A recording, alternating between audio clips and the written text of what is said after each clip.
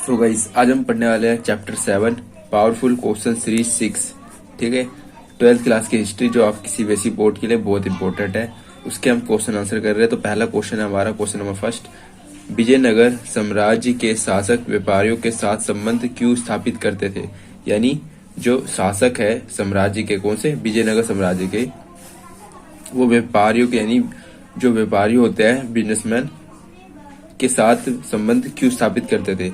तो इसका गाइस पहला जो हमारा हेडिंग बनेगी वो है अश्वसेना पर युद्ध कला आधारित यानी पहला हेडिंग हमने ये डाला। ठीक है गाइस, तो इसके अंदर पॉइंट क्या बनेगा? बहुत आसान है गाइस। इसमें क्या है, इस काल में युद्ध कला प्रभावशाली अश्वसेना पर आधारित थी। किस पे? अश्वसेना यानी अश्वानी घोड़े और सेना यानी उनकी फौज। जो घोड़े पर बैठ के जो लोग जो वॉर में जाते हैं ना, उस पर आधारित थी, क्योंकि घोड़े तेज चलते हैं, इसीलिए इनका प्रयोग इस समय बहुत बड़े पैमाने पे हुआ। इसीलिए अरब तथा मध्य एशिया से घोड़ों का आयात बहुत महत्वपूर्ण हो गया। कहाँ से गाइस? घोड़ों का आयात कहाँ से करते थे? अरब व मध्य एशिया। ठीक है, तो अरब के व्यापारी हो गए और मध्य एशिया के व्यापारी हो गए, तो इनसे किसको संबंध रखने पड़ते थे? शासकों को। ठीक है, ताकि ये अच्छे नस्ल के घोड़े दे जो तीव्र गति से भागे। ठीक है, ये तो मांग भी थी एक तरीके से।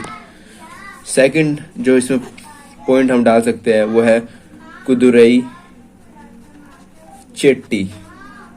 इसका मतलब क्या होता है?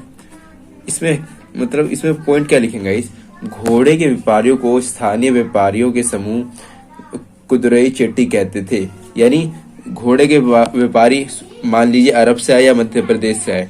ठीक है, जब उन्होंने विजयनगर साम्राज्य में आए तो विजयनगर साम्राज्य के जो व्यापारी थे ना, पहले के जो स्थानीय व्यापारी थे वहां पे रहने वाले, ठीक है, जो सालों से रहते हुए आए, तो उन्हें किस नाम से पुकारते थे? कुदुरई चेट्टी आ गए। कुदुरई चेट्टी है ये, यानी कुदुरई चेट्टी कहा जाता था उन्हें, जो बाहर से व्यापारी आते थे, जैसे अरब हो गया, मध्य प्रदेश से हो गया। ठीक है, जो घोड़े लेके आते थे, घोड़े के व्यापारी को ही कुदुरई चेट्टी कहते थे स्थानीय लोग।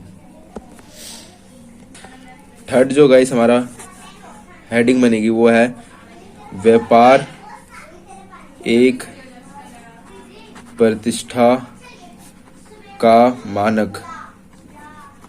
इसमें क्या लिखना है गाइस? इसमें बहुत आसान है। इसमें लिखना है कि विजयनगर भी मसालों में, वस्त्रों में तथा रत्नों के अपने बाजारों के लिए प्रसिद्ध था। ऐसे शहरों के लिए व्यापार एक प्रतिष्ठा का मानक माना जाता था। यानी विजयनगर साम्राज्य में क्या क्या बिकता था? मसाले बड़े लेवल पे, वस्त्र अच्छे किस्म के वस्त्र, कपड़े तथा रत्न जो गहने जेवर आभूषण होते हैं, वो सब यहाँ पर बहुत बड़े पैमाने पे बिकता था, क्योंकि अमीर लोग की संख्या भी बहुत थी विजयनगर साम्राज्य में।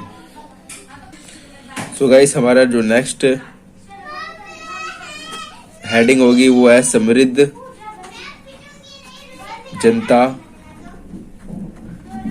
जनता, यानी जो जिनके पास पैसा बहुत है, रिस्पेक्ट बहुत है, ऐसी जनता। इसमें क्या लिखना है?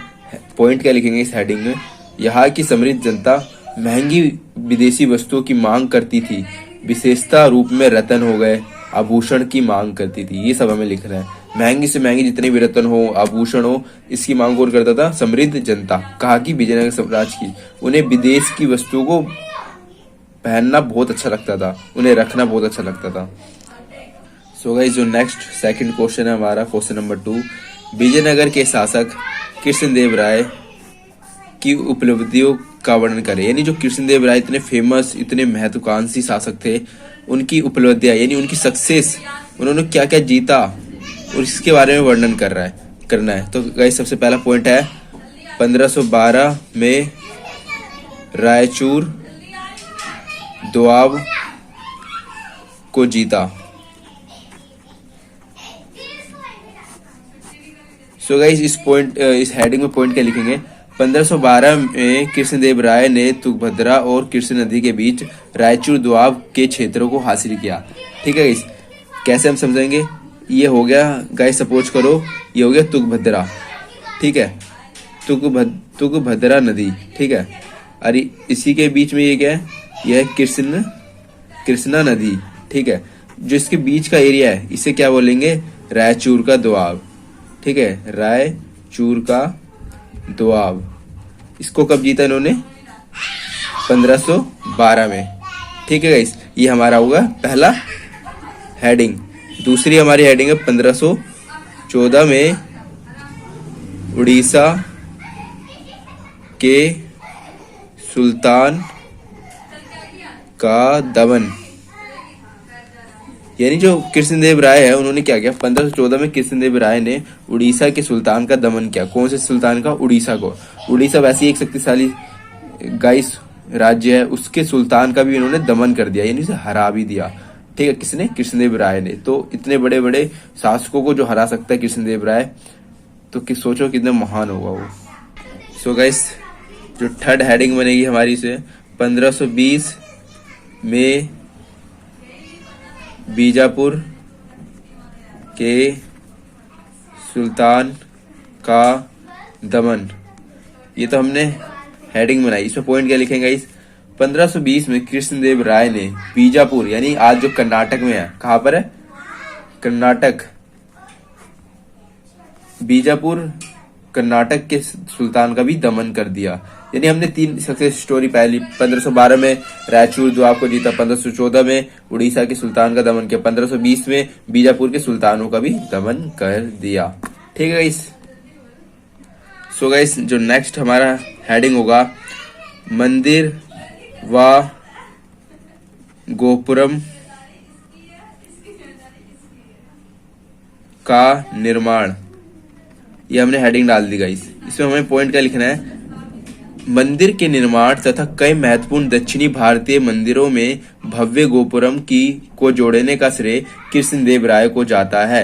यानी कृष्णदेव राय ने बहुत बड़े पैमाने में मंदिर भी बनाए। इसके अलावा जो गोपुरम होते ना, उसे मंदिर में भव्य गोपुरम को जोड़ना, यानी मंदिरों के जो एकदम फ्रंट में गोपुरम बने होते हैं ना गाइस, उनको भी जोड़ने का श्रेय किसको जाता है? कृष्णदेव राय को जाता है। इससे क्या बोलता है? कृष्णदेव राय पूजा पाठ, लोगों की धार्मिक सोच, इन सब को भी मान्यता देते थे और मंदिरों का भी निर्माण कराते थे, और मंदिरों में भव्य गोपुरम को जोड़ने का श्रेय भी इन्हीं को जाता है, ताकि मंदिर दूर से ही प्रतीत हो कि बहुत बड़ा मंदिर है।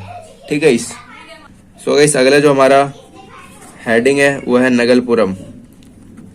नगलपुरम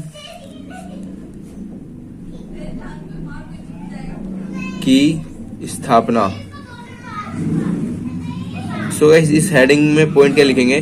कृष्णदेव राय ने अपनी मां के नाम पर विजयनगर के समीप नगलपुरम नामक उपनगर की स्थापना की थी। किसकी स्थापना की थी? नगलपुरम।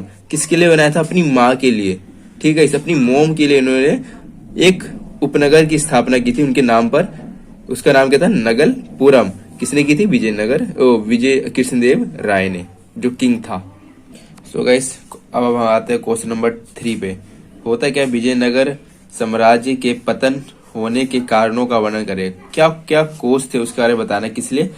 क्यों फिनिश हो गया विजयनगर साम्राज्य, यानी क्यों उसका पतन हो गया, डिस्ट्रॉय क्यों हो गया कौन? विजयनगर साम्राज्य। इसके बारे में बताना है। तो हमारा पहला जो हेडिंग बनेगी क्या है? 1529 में कृष्ण देव राय की मृत्यु। ठीक है, इनकी मृत्यु हो जाती है 1529 में। ये तो हमने हेडिंग डाल दी। इसके अंदर क्या लिखेंगे पॉइंट? इसमें लिखना है 1529 में कृष्णदेव राय की मृत्यु के बाद राजकीय ढांचे में तनाव उत्पन्न होने लगा। उसके उत्तराधिकारी को विद्रोही नायक या सेनापतियों से चुनौतियों का सामना करना पड़ा। यानी जैसे कृष्णदेव राय की मृत्यु हुई ना, तो उनके जो नायक थे और सेनापति थे से चुनौतियों का सामना करना पड़ा। किसको? साम्राज्य को, जिससे साम्राज्य अलग थलग होना स्टार्ट हो गया। सो गाइस, सेकंड है हमारा हेडिंग संघर्ष और विवाद। संघर्ष और विवाद। तो इसमें क्या लिखना है गाइस? इसमें हमें पॉइंट लिखना है 17वीं शताब्दी के अंत तक विजयनगर शासकों और ढक्कन के सुल्तानों के बीच संघर्ष और विवाद बना रहा। किसके बीच? ढक्कन के सुल्तानों के बीच और विजयनगर शासकों के बीच 17वीं शताब्दी के अंत तक, जिससे क्या हुआ? संघर्ष भी बढ़ा और विवाद ही बढ़ा। ठीक है, ये भी एक कारण है पतन का, विजयनगर साम्राज्य का। सो गाइस, जो हमारा थर्ड जो हेडिंग बनेगा उसमें है 1565 में राक्षसी तागड़ी का युद्ध। ये गाइस बहुत इंपॉर्टेंट है, ये वाला जो हेडिंग है बहुत इंपॉर्टेंट है। इसमें लिखना है क्या पॉइंट में, देखो गाइस सबसे पहले तो 1529 में मृत्यु हो गई। इसके अलावा संघर्ष और विवाद का सामना करना पड़ा, किससे, ढक्कन के जो शासक थे, ठीक है, ढक्कन के जो सुल्तान थे उससे। तीसरा 1565 में राक्षसी तागड़ी का युद्ध। तो ये राक्षसी तागड़ी का युद्ध क्या है। 1565 में विजयनगर की सेना प्रधानमंत्री राम राय के नेतृत्व में राक्षसी तागड़ी नामक के युद्ध में बीजापुर, अहमदनगर और गोलकुंडा की संयुक्त सेना से हार गई। देखो गाइस, एक तरफ कौन है, एक तरफ है बीजापुर की सेना, अहमदनगर की सेना और गोलकुंडा इसकी सेना। तो इन्होंने किस पर ढाबा बोल दिया, इन्होंने विजयनगर साम्राज्य पर ढाबा बोल दिया, ठीक है। इस अभी तो अकेले था, इसका नेतृत्व कौन कर रहा था, नेतृत्व यानी लीड कौन कर रहा था, विजयनगर साम्राज्य में आप जानते हो 1529 में कृष्णदेव राय जो महत्वपूर्ण शासक था उसकी मृत्यु हो गई।